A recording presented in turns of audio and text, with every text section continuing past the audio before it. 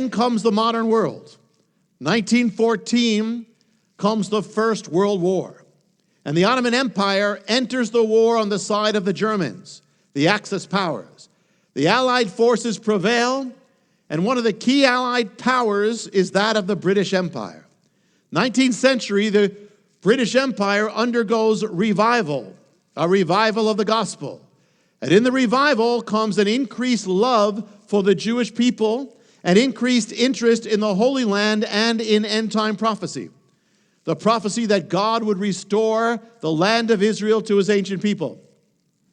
I've shared one of the most fascinating stories behind what would happen is that an English mother taught her little boy every night to pray, to end his prayers, not forgetting the Jewish people, and to pray the prayer, Lord, restore your ancient people to their land. Every night the little boy prayed it.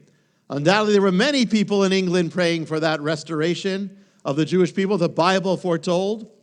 And then England was drawn into World War I and into war with the Ottoman Empire. 1917, the Ottoman Empire is crumbling, collapsing. It's the time, the age of Lawrence of Arabia. The British are encouraging the Arab populations to rise up against and rebel against the Ottoman rulers. That's what Lawrence of Arabia was about. And sweeping across the Middle East is the British general Edmund Allenby. Allenby enters the Holy Land. He carries with him a Bible, which he reads, which he actually refers to when he plans his strategy. He enters, he gets to the holy city, Jerusalem, finds the Turkish soldiers have fled. It is said that they heard that Allenby was coming, but they mistook his name as Allah Nabi, the man or the prophet of Allah coming to bring judgment. So they fled. Allenby takes Jerusalem. He refuses to enter it riding on a horse because his Lord entered it humbly on a donkey.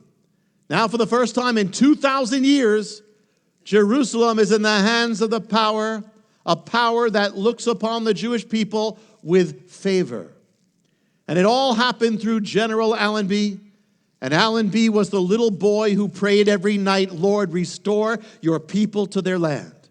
The little boy prays this gigantic prayer, and God uses the little boy to fulfill the prayer and prophecy.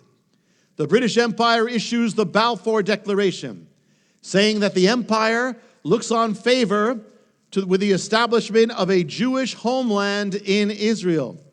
From the end of the First World War to the coming of the Second, the British Empire will occupy the land and occupy the city of Jerusalem. The empire soon, though, begins to shift and turn away from the return of the Jewish people. They will ban the sounding of shofars in the holy city. They will capture and even sink ships of Jewish refugees trying to escape from Europe. The Holocaust, Hitler, the war finally ends. Jewish refugees seek to get to their land. The British Empire washes its hands of the issue, gives it over to a new council meeting in New York, not far from here, the United Nations.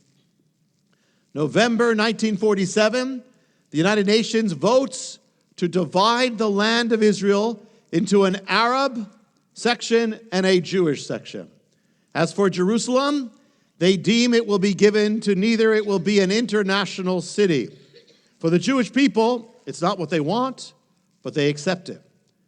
The Arab nations reject it. When the British mandate ends over the land on May 14th, midnight, Israel's leader, just before that, David Ben-Gurion, proclaims the rebirth of the Jewish nation. The next days, the armies of much of the Arab world converge, begin marching on Israel, Jerusalem, to drive them into the sea and destroy the nation on the day of its birth. Miraculously, Israel survives and wins. But Jerusalem falls into the hands of Jordan. Under Jordanian rule, the Jews are expelled from Jerusalem. The Jewish quarter, they destroy it. The Western Wall, the holiest site in Judaism, is used as a garbage dump. This rule lasts 19 years. Jordan annexes Jerusalem. Very interesting thing about that period, because though Jordan did all this, there is little outcry from the world about Jerusalem. In other words, it was okay when Jordan seized it, even though it was against the United Nations plan.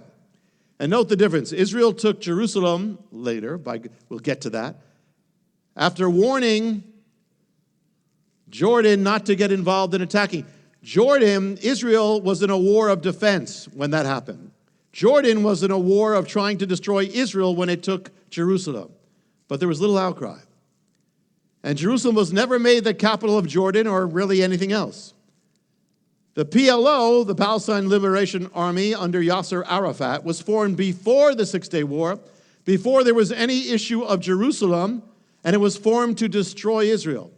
It was only when Jerusalem would come into the hands of the Jewish people that the whole world went crazy.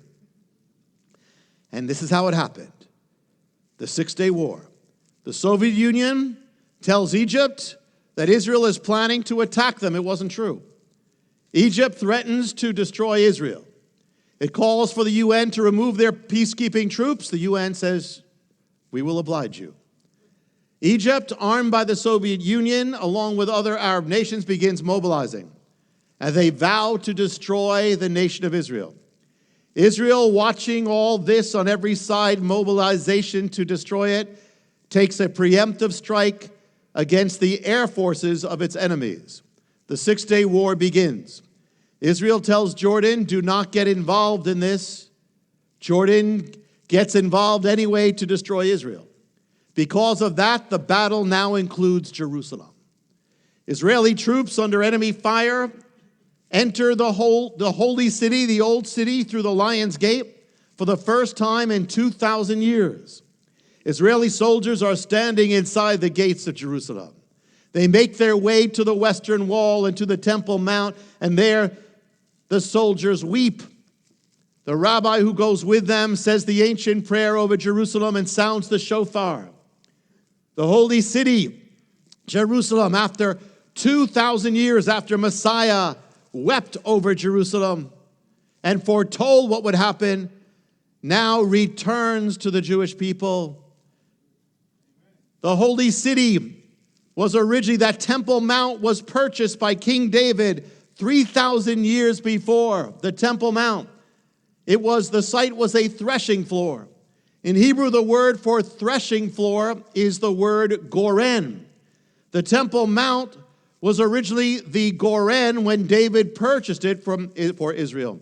The rabbi who was there to say the blessing and sound the shofar, very famous, his name was Goren, threshing floor. After the very site that God gave to Israel. It was all miraculous. 6 days, Israel defeats the armies of nations far greater than it. After 2,000 years, the Jewish people returned to their holy city. They said, we have returned to Jerusalem, never to leave it again. To find out how you can receive more of Jonathan's teachings, to receive special free gifts, or get in touch, go to hopeoftheworld.org or call toll-free 1-800-YESHUA-1. That's hopeoftheworld.org or call 1-800-YESHUA-1. That's 1-800-937-4821. You can also get more at Jonathan Cahn's Facebook page or write us direct at Hope of the World, Box 1111, Lodi, New Jersey 07644, USA. Hope of the World is dedicated to the goal of spreading God's Word and salvation to every land and people. We do this by spreading the Word throughout the world and sponsoring compassion projects to the most poor and needy around the earth. To get in touch or have a part in God's work, just write to Hope of the World, Box 1111, Lodi, New Jersey 07644, USA. Or go to hopeoftheworld.org or call 1-800-YESHUA-1. That's 1-800-937-4821.